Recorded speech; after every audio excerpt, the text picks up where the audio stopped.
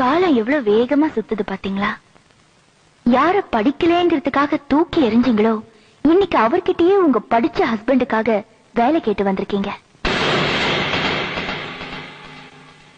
அன்னைக்கு 4 பேர்கிட்ட உன்னை அறிமுகப்படுத்த முடியுமான்னு கேட்டீங்க. இன்னைக்கு பாருங்க, அவரோட அறிமுகத்துக்காக எத்தனை விஐபிகள் காத்துட்டு இருக்காங்க தெரியுமா? வேலை வெட்டி இல்லாத முட்டாள்னு அவரை சொன்னீங்க. இன்னைக்கு எத்தனை எம்ஏக்கும் எம்பிஏக்கும் அவர் வேலை கொடுத்துட்டு இருக்காரு தெரியுமா? நான் உங்களை குத்தி காட்டணும்னு இதை சொல்லலைங்க.